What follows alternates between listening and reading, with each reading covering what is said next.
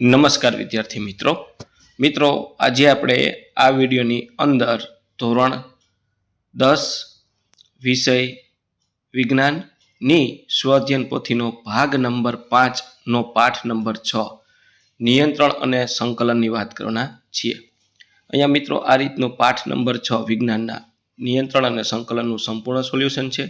મિત્રો આવા જ સોલ્યુશન મેળવવા માટે આપણી ચેનલને સબસ્ક્રાઇબ કરો અને આ વિડીયો તમારા મિત્રો સાથે શેર કરો। તો શરૂ કરીએ ધોરણ 10 વિષય વિજ્ઞાનની સ્વઅધ્યયન પોથી ભાગ નંબર 5 પાઠ નંબર 6 નિયંત્રણ અને સંકલન। તો અહીંયા પેલો આવ્યો છે પ્રશ્ન, નીચેના બહુવિકલ્પ પ્રશ્ન માટે આપેલા વિકલ્પમાંથી સાચો વિકલ્પ પસંદ કરો। એમાં પહેલું, ચેતાકોષનો અગ્રભાગે આવેલા વિશિષ્ટ તંતુને ખાલી જગ્યા કહે છે સી શિખાતંતુ, બીજામાં એ શિખાતંતુ, ચેતાકોષકાય અને ચેતાક્ષ। ત્રીજું, શારીરિક સમતોલપણું કયા અંગ દ્વારા જળવાય છે? તો એ અનુમસ્તિષ્ક। ચોથું, પરાવર્તી કમાનમાં સંવેદનાના વહન માટેનો સાચો ક્રમ એ। પાંચમું, હાસ્ય કાર્યક્રમનો ટૂચકો સાંભળી તાળી પાડવી એ કેવા પ્રકારની ક્રિયાનું ઉદાહરણ છે? એ સ્વૈચ્છિક। ત્યાર પછી પ્રશ્ન 2, નીચેના વિધાનો ખરા છે કે ખોટા? મિત્રો આપણી યુટ્યુબ ચેનલ પર ધોરણ 10ના સ્વઅધ્યયન પોથીના દરેક ભાગ એટલે કે ભાગ 1, 2, 3, 4 અને 5 તમામના સોલ્યુશન મૂકેલા છે, જે તમને મારી યુટ્યુબ ચેનલના પ્લેલિસ્ટમાંથી મળી જશે। આ ઉપરાંત આ પાઠની પીડીએફ જોવા માટે આપણે ડિસ્ક્રિપ્શન બોક્સમાં આપણી શાળા શિક્ષકની એપ્લિકેશનની લિંક આપી છે। આ શાળા શિક્ષક એપ્લિકેશન ડાઉનલોડ કરી આ પાઠની પીડીએફ તમે મેળવી શકો છો। તો 6થું સાચું, 7મું સાચું, 8મું સાચું, 9મું ખોટું, 10મું ખોટું, 8મું સાચું, 9મું ખોટું, 10મું સાચું, 11મું સાચું। ત્યાર પછી 3, નીચેના વિધાનો સાચા બનાવવા માટે ખાલી જગ્યા પૂરો। તો પહેલી ખાલી જગ્યા છે એટલે કે 12મી, એમાં ચેતોપાગમ। 13મી ખાલી જગ્યામાં પરિઘવર્તી ચેતાતંત્ર અને 14મી ખાલી જગ્યામાં કરોડ સ્તંભ। આ રીતની અહીં આપણે અંડરલાઈન કરી છે વિકલ્પમાં ચેતોપાગમ, પરિઘવર્તી ચેતાતંત્ર અને કરોડ સ્તંભ। ત્યાર પછી પ્રશ્ન 4, નીચેના પ્રશ્નના એક વાક્યમાં જવાબ લખો। 15મું, પરાવર્તી કમાન ક્યાં રચાય છે? પરાવર્તિત કમાન બરાબર કરોડરજ્જુમાં રચાય છે, એટલે લંબમજ્જામાં, અહીંયા લંબમજ્જામાં કરોડરજ્જુ પરાવર્તિત કમાન રચાય છે। બીજું, આપણા શરીરમાં આવેલ જ્ઞાન કેન્દ્રીય સંવેદકમાંથી કોઈ પણ 2 જ્ઞાન કેન્દ્રીય નામ લખો, આંખ અને કાન। ત્યાર પછી 17મું, ઉર્મિવેગને એક ચેતાકોષથી અન્ય ચેતાકોષમાં લઈ જવાની મંજૂરી કોણે આપી? ઉર્મિવેગને એક ચેતાકોષથી અન્ય ચેતાકોષમાં લઈ જવાની મંજૂરી ન્યુરોટ્રાન્સમીટર આપે છે। ત્યાર પછી પ્રશ્ન 5, નીચેના વિધાનો સાચા છે કે ખોટા જણાવો। 18મું સાચું, 19મું સાચું। ત્યાર પછી પ્રશ્ન 6, નીચેના વિધાનો સાચું બનવા માટે ખાલી જગ્યા પૂરો। મિત્રો વિડીયો સારો લાગ્યો તો લાઇક, શેર અને સબસ્ક્રાઇબ કરવાનું ભૂલવાનું નથી। આ ઉપરાંત આપણી યુટ્યુબ ચેનલ ઉપર દરેક પ્રકરણના વિડીયો મૂકેલા છે।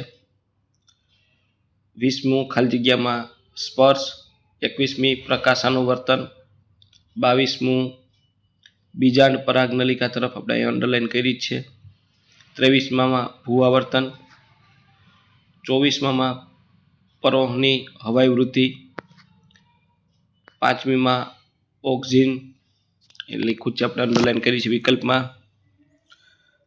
36મું છે એમાં ધન ભૂઆવર્તન, કયો જવાબ આવે છે એરો માર્યો છે ત્યાં ધન ભૂઆવર્તન। 27મું ખાલી જગ્યામાં ઓક્સિન।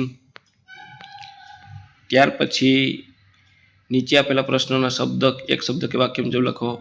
28મું, વાળ પર ચડતી વનસ્પતિમાં સ્પર્શ માટે વધુ સંવેદનશીલ હોય છે? આધારસૂત્ર કે પર્ણ? તો વાળ પર ચડતી વનસ્પતિના સ્પર્શ માટે વધુ સંવેદનશીલ આધારસૂત્ર હોય છે। 29મું, મને ઓળખો। હું વનસ્પતિના ફળ અને બીજમાં સૌથી વધુ પ્રમાણમાં હાજર રહેતો અંતઃસ્ત્રાવ એપ્સિક એસિડ। મિત્રો વિડીયો સારો લાગ્યો તો લાઇક, શેર અને સબસ્ક્રાઇબ કરવાનું ભૂલવાનું નથી। આ ઉપરાંત આ પાઠની પીડીએફ મેળવતા ડિસ્ક્રિપ્શન બોક્સમાં આપણી શાળા શિક્ષક એપ્લિકેશનની લિંક આપી છે, ત્યાંથી આ શાળા શિક્ષક એપ્લિકેશન ડાઉનલોડ કરી પીડીએફ મેળવી શકો છો। 30મું જોડકા જોડવાના છે, 8મું છે એવો પ્રશ્ન 30 છે. તો પહેલાની સામે બી, બીજાની સામે એ, ત્રીજાની સામે ડી, ચોથાની સામે સી.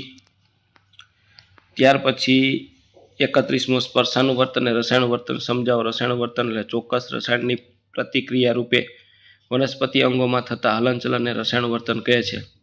ઉદાહરણ: ફલનની ક્રિયામાં પરાગનલિકાની પરાગવાહિનીમાં અંડક તરફ થતી વૃદ્ધિને રસાયણુવર્તન કહે છે. ત્યાર પછી સ્પર્શાનુવર્તન આધારના સ્પર્શની પ્રતિક્રિયા રૂપે વનસ્પતિના અંગોમાં થતા હલનચલનને સ્પર્શાનુવર્તન કહેવાય. ઉદાહરણ તરીકે વનસ્પતિના સૂત્રાંગો આધારની ફરતે કુંતલાકાર વીંટળાય છે, જેને ધન સ્પર્શાનાવર્તન કહે છે. સંવેદનશીલ વનસ્પતિની લજામણીના સ્પર્શને સ્પર્શ કરવામાં આવે તો તેના પરના પર્ણો ઝડપથી બીડાઈ જાય છે. ત્યાર પછી તફાવત પ્રાણી પ્રતિચાર અને વનસ્પતિ પ્રતિચાર.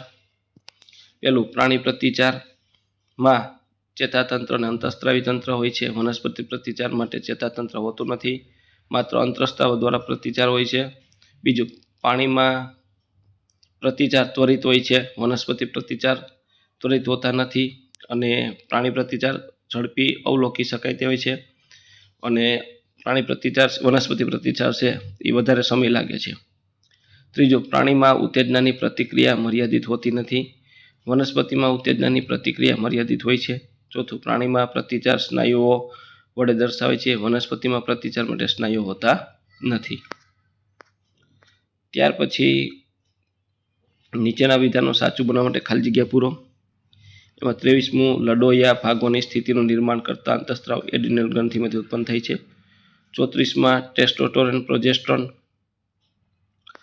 ત્યાર પછી નીચેના પ્રશ્નોના એક વાક્યમાં જવાબ લખો. 35મું, મને ઓળખો, હું માનવમાં વામનતા અને મહાકાય માટે જવાબદાર અંતઃસ્ત્રાવ છું, ગ્રોથ હોર્મોન. 36મું, મને ઓળખો, હું પિટ્યુટરી ગ્રંથિને ઉત્તેજિત અને વૃદ્ધિનો અંતઃસ્ત્રાવ છું.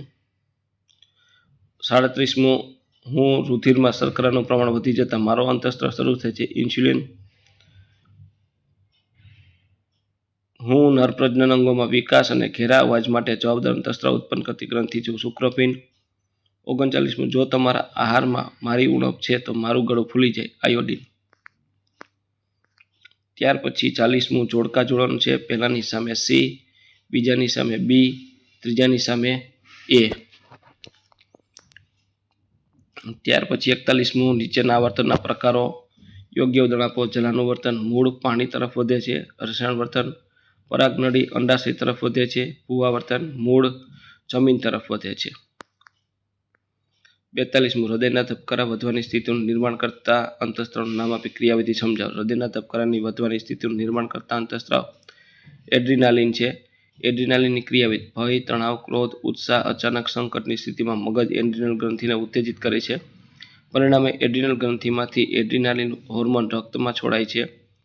એડ્રિનાલિન હૃદય પર સીધી અસર કરીને હૃદયના ધબકારાને ઝડપી અને વધારશે, તે રક્તદાબ વધારશે, તે વધુ રક્ત અને હૃદય પેશીઓ સુધી પહોંચાડશે, શ્વસનક્રિયા ઝડપી બનાવશે અને શરીરને તાત્કાલિક ઉર્જા મળે છે. તો મિત્રો, આ તો આપણું ધોરણ 10 વિષય વિજ્ઞાનની સ્વ અધ્યયન પોથીનો ભાગ 5નો પાઠનું સંપૂર્ણ સોલ્યુશન જોયું. મિત્રો, આવા જ સોલ્યુશન મેળવવા માટે આપણી ચેનલને સબસ્ક્રાઈબ કરો અને આ વિડીયો તમારા મિત્રો સાથે શેર કરો. બીજું કે મિત્રો, આ પાઠની PDF મેળવવા આપણે ડિસ્ક્રિપ્શન બોક્સમાં આપણી શાળા શિક્ષક એપ્લિકેશનની લિંક આપી છે, ત્યાંથી આ એપ્લિકેશન ડાઉનલોડ કરી આ પાઠની PDF મેળવી શકો છો.